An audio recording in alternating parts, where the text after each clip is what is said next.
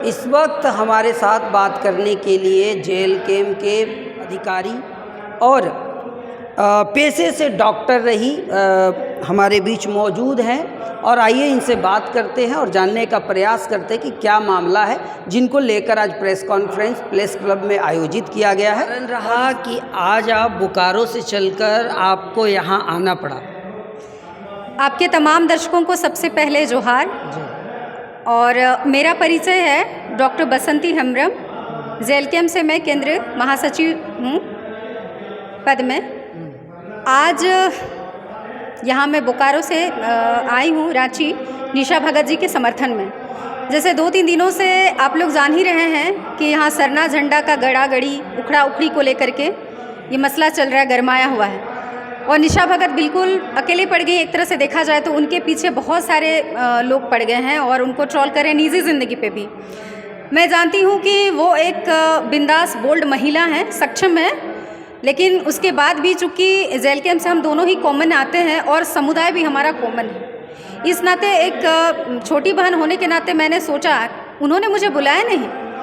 जब social media के ज़रिए मुझे पता चला तो मैंने खुद पहल की, उनको कॉल किया कि दीदी क्या आज आपका प्रेस कॉन्फ्रेंस है। उन्होंने कहा हाँ। तो फिर मैं बोली आपने मुझे बुलाया क्यों नहीं, तो आप तो बोल्ड हैं शायद इसलिए नहीं बुलाए। उन्होंने कहा कि नहीं बहन ऐसा नहीं है, मुझे लगा कि तुम व्यस्त रहती हो। फिर मैं बोली नहीं दीदी मैं आऊँगी, मैं जान रही हूँ कि आप अकेले पड़ गई हैं, साथ में कोई नहीं है, तो मैं एक मजबूती का पक्ष बन के आपके साथ खड़ी होना चाहती हूँ और इसलिए मैं यहाँ पे आई। क्या आपको भी लगता है कि कहीं ना कहीं ये उन लोगों का जो कहनाम है जहाँ पर ये सरना जगह जो है स्थल वहाँ पर सबसे बड़ा मामला है कि वो लोगों का कहनाम है कि हम लोग ईसाई हैं, हम लोग का ज़मीन जो है हड़पने के लिए यहाँ के ज़मीन दलालों ने जो है निशा भगत को हायर किया था।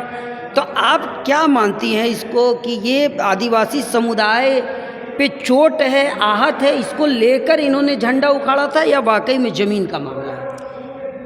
देखिए निशा भगत जी जो गुमला से चल करके आई यहाँ पे अपने स्वाभिमान, अपने झंडे के स्वाभिमान को बचाने के लिए, क्योंकि यहाँ के जो लालपुर सरना समिति के एक भाई जी हैं उन्होंने ही लेटर भेजा था उनको, खुद से कूद के यहाँ नहीं आई थी।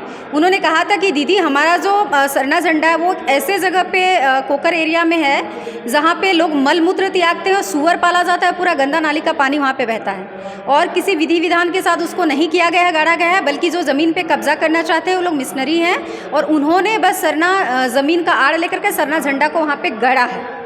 तो सबसे पहली बात है कि ज़मीन से हम लोग को कोई लेना देना है भी नहीं, उस पर वो तो सरकार देख लेगी, उसके लिए कोर्ट है। लेकिन बात यहाँ पे है कि आपके धर्म संस्कृति और उसका स्वाभिमान का बात हो जाता है। इसीलिए कुछ महिलाओं के साथ निशा भगत दी वहाँ पे गई और प्रॉपर सम्मान के साथ, विधि विधान नहीं लेकिन प्रॉपर सम्मान के साथ सरना झंडा को उतार करके रखा गया। लेकिन अजय तिर्की जैसे और कुछ लोगों का कहना है कि नहीं उन्होंने नाली में फेंक दिया, उन्होंने सम्मान नहीं दिया, जबकि वो स्वघोषित अपने को सरना केंद्रीय समिति के अध्यक्ष मानते हैं। फिर उन्होंने जहाँ पे मलमूत्र त्यागे जाते हैं, जहाँ पे सुअर वहाँ पे पालन होता है, वहाँ पे गंदे नाली के किनारे कैसे उस झंडा को वहाँ पे गड़ने दिया? फिर ऐसा था तो आप तो स्वघोषित केंद्रीय सरना समिति के अध्यक्ष हैं, तब तो नहीं होना चाहिए। और रांची में तमाम जगह जहाँ पे भी इस तरह से गंदे जगह पे सरना झंडा को गाड़ा गया उसको तो इसका ध्यान रखना चाहिए। तो आप लोग कह रहे हैं कि अजय तिर्की जो है सरना समिति के अध्यक्ष का जो है दुरुपयोग कर रहे हैं। वो अध्यक्ष है भी कि नहीं पता नहीं, तभी ना मैं आप लगाए स्वघोषित। कुछ लोग होते हैं अपने से खुद को घोषित कर देते हैं, एग्जैक्टली कितना सही है कितना गलत है वही जाने, लेकिन स्वघोषित ही कहे जाते हैं कि मैं हूँ, इस तरह से। और वहाँ के लोगों का कहनाम है, उन लोगों के जो टीम है, जो लोग वहाँ पर पहुँचे थे कि पुनः यहाँ पर झंडा गड़ी होगा। पुनः झंडा गड़ी का सवाल पैदा ही नहीं होता है। देखिए हमारे समाज में मानकी होते हैं, उसके बाद फिर मांझी बाबा होते हैं ना, उसके बाद पढ़ा राजा होते हैं, ये सारे जो लोग होते हैं, पाहन होते हैं, ये सारे हमारे धार्मिक ये गुरु होते हैं। जैसे और लोगों में पंडित होते हैं, मौलाना होते हैं ना दूसरे कम्युनिटी के, तो इस पे होते हैं। तो कोई भी झंडा गाड़ा जाता है तो उसमें पूरा विधि विधान होता है, ऐसे ही कोई गाड़ नहीं देता या उसको मान्यता ऐसे नहीं मिलती। और उखाड़ा इसलिए वहाँ पे गया क्योंकि उसको कोई सम्मान नहीं दिया जाता, विधि विधान से गाड़ा तो गया नहीं था। तो अगर वो लोग जिद करें कि फिर से गाड़ा जाएगा, ऐसा हो ही नहीं सकता। उसके लिए कल से प्रदर्शन वहाँ पे फिर है, तो आकर के वो लोग भी देख लें, हम लोग भी इधर से जाएंगे, देखते हैं गड़ना होता है वहाँ गाड़ता है या नहीं, गाड़ने तो नहीं देंगे चाहे कुछ भी हो जाए।